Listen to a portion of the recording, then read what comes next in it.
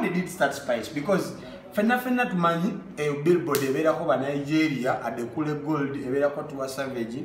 Kale mu Uganda evera ko Edikenzo na Azawi. How did you go? Smile up man. What was the word here? I'm about to talk about it. And get if they can, anyone can. So we won't have to say because I'm going to be eating. So I'm going to because I'm at Tabaduangla. What to say? It is what you do. It is the good music. It is a lot of things. It is the art. Togera kuchifo chabaita Times Square, right? Yeah. Echitali the square in Kampala. Uganda. The square with money. Now we have Bamutimbye, you know, billboard ya concert. Space kutimba okumala wiki namba tuleme kutimba yo concert. I know, of course. I know. But for Uganda, we have that. Okay. Yeah. So, Spice, how did you feel as a person, and how did it come about? Yeah. Well, I felt so good. I felt like yes, because I knew at the back of my mind, but I didn't know when. And I didn't know it's gonna be this soon. Probably Times Square. I'm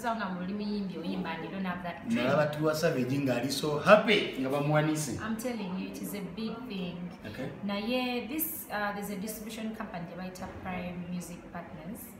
They have worked with the likes of Drake, big artists all over the world. They worked with Andy Gold, that guy. They worked with Diamond, big artists.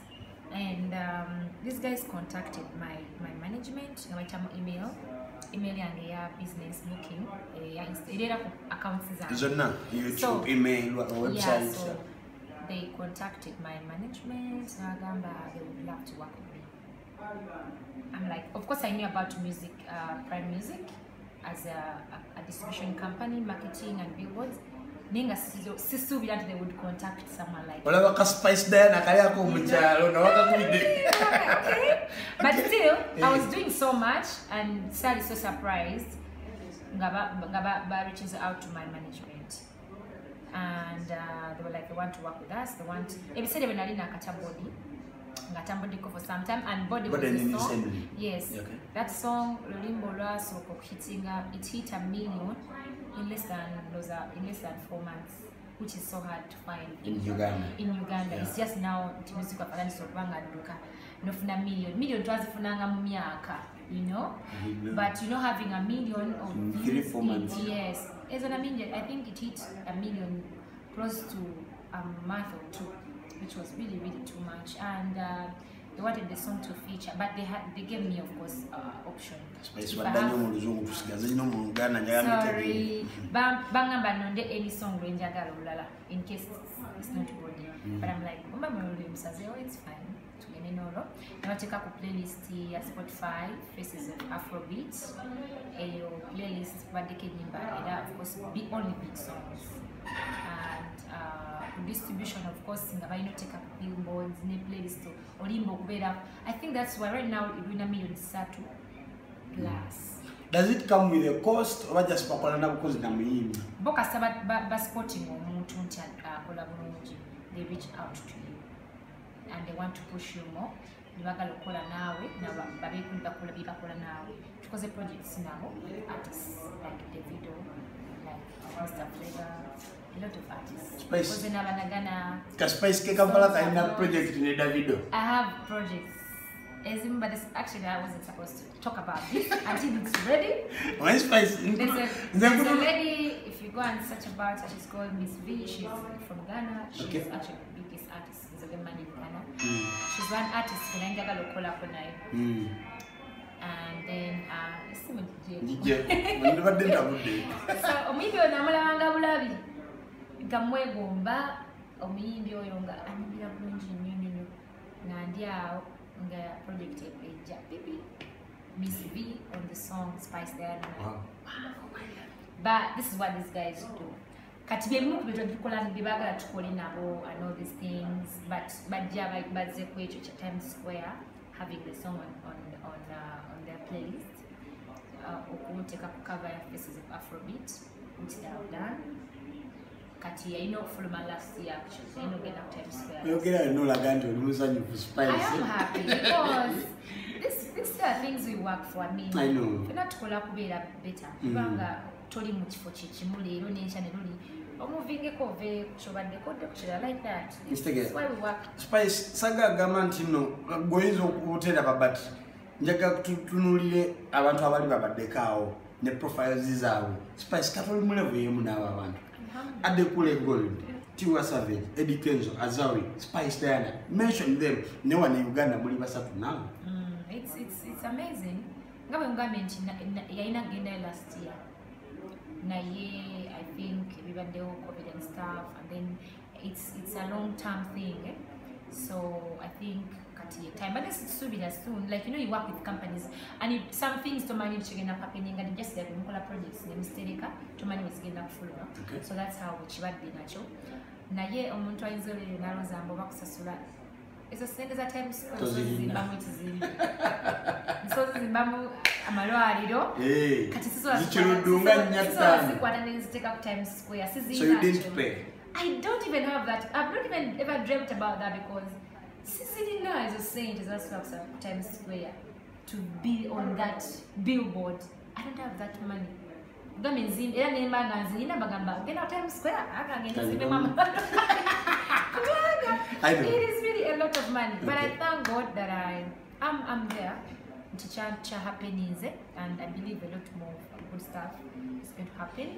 This spicy it's our funny man. Gutambulidde bulungi. So far bazamukama. Ate nga tukakyewunyisa buli mwaka tolinamu concert. Oba wakyusa endowooza? No, I think buno mwaka bafans baffe bayise mu bintu bingi emyaka ebiyise. Bawamu space abangenze kati njogerako. Bwendowooza nti bafaani bange bayimiridde nabo basooke beetereeze kubanga abantu bangi baluzinga emirimu gyabwe.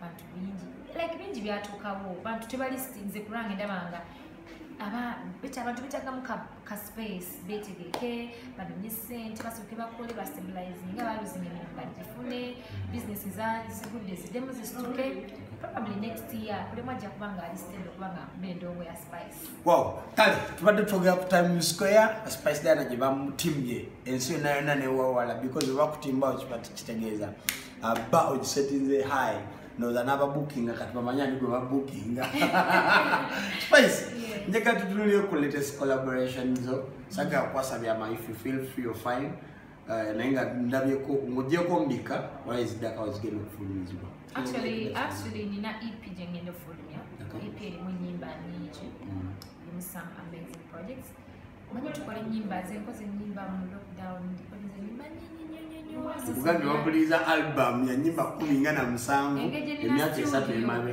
na studio blessing aberawo wano like mukole nyimba nezibera wano like bane tuli study kati nage rush manager nagamba tukole EP and it's one thing I've always wanted to do type nyimba zibera ni power fans bange a variety of songs is one. Okay. Atwagala kola tunafunya EP I'm not sure but we might have nyimba ngamusana.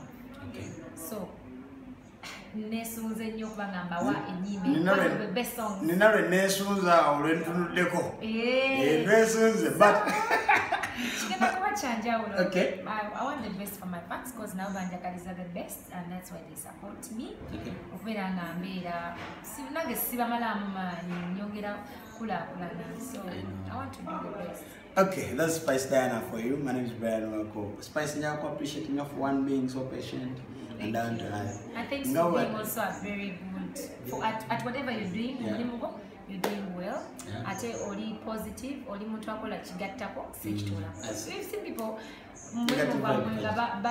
balimba kati muntu alimedde nayogera ebigambo ninga takunoonyeza nga gwa omuntu ate ng'oba available for this because you want to share the good news to your fans. N'omuntu adde nakuwayinza n'atayogera mazima. Negwe okola research. Kabali bagamba Spice yaguze yakute billions nga 5 nagera ndeka Times Square. Banayuganda bangi bazirina wano ssente tirifu naye tebatuukayo. Ate nga they would probably pay and be there if it was for paying. So ne oba olimu ssente ozirina you might not get somewhere because it is not worth it. You know, it's not worth going there and otwalayo ki. Nze nkugambye these guys, a lot of people see what we do. Nze nkola collaborations nyingi muluma atakachile chikoze but you know it works where you don't see. It was why I don't see. I've been on different playlists. Ezimu nga temuziraba. Mbadde ko face ya Apple, and probably in Uganda I was the only artist who balonda.